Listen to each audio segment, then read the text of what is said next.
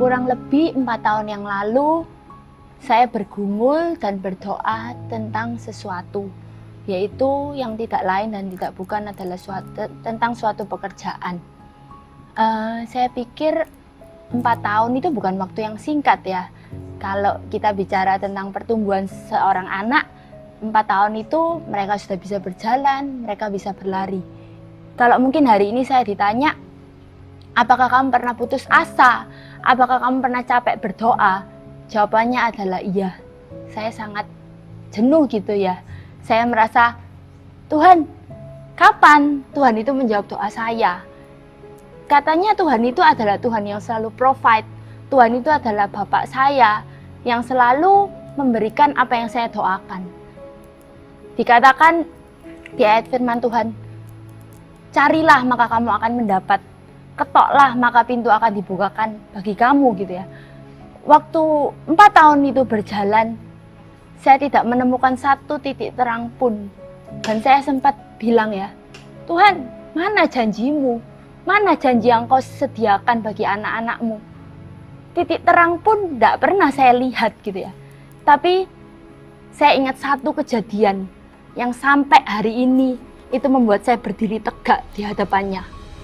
Waktu 10 tahun yang lalu, bapak saya meninggal. Di depan ambulans, saya berdiri. Dan waktu itu jenazah bapak saya di dalam ambulans. Saya berdiri di sana dan saya bilang, Tuhan, kenapa Tuhan ambil papa saya? Kenapa Tuhan gak ambil papa orang lain yang mungkin mereka sudah gak membutuhkan orang tua? Tapi detik itu Tuhan bilang sama saya, kalau detik itu Tuhan ambil papamu, detik itu juga Tuhan yang akan jadi bapak dalam kehidupanmu. Janji itu saya pegang. Tuhan bilang, saya Tuhan yang akan take care kamu dan seluruh keluargamu. Koko Cece, masa depanmu akan penuh dengan pengharapan.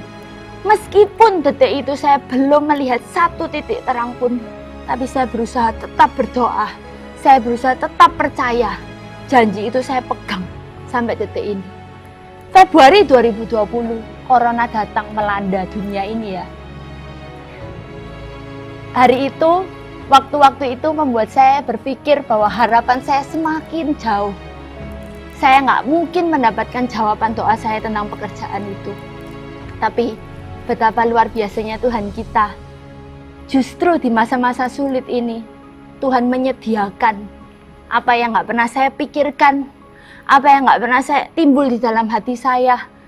Itu yang Tuhan sediakan bagi orang-orang yang sungguh mengasihi dan percaya kepada Dia.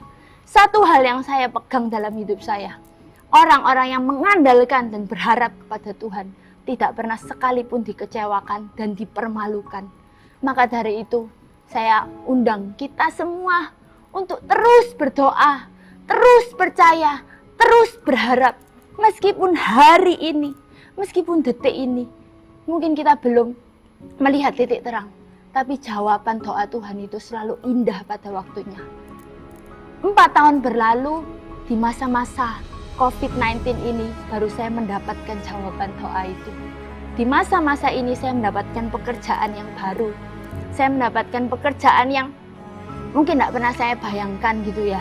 Tapi Tuhan sediakan buat saya dan kehidupan saya. Pekerjaan ini membuktikan kepada saya bahwa Tuhan saya itu hidup. Tuhan yang berjanji 10 tahun yang lalu itu tetap ada sampai detik ini. Saya percaya kalau hari ini saya ditolong, hari ini saya mendapatkan jawaban doa itu. Saya percaya kita semua pasti bisa mendapatkannya.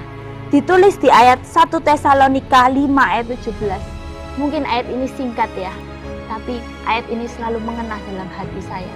Dikatakan, tetaplah berdoa. Tetaplah berdoa, tetaplah berdoa. Jangan pernah berhenti berdoa dan berharap kepada Tuhan. Karena Tuhan kita adalah Tuhan yang luar biasa. Tuhan kita adalah Tuhan yang tidak akan pernah sekalipun mengecewakan kita dan kehidupan kita. Ketika kita terus berharap, percaya kepada Tuhan, kehidupan kita, keluarga kita, sampai generasi ke generasi akan diberkati dan mewarisi bumi. Saya Feba Alodia Wijaya, ketika saya tetap memilih tekun untuk berdoa, cepat atau lambat jawaban itu pasti akan datang. Karena Tuhan kita adalah Tuhan yang hidup. Tuhan Yesus memberkati.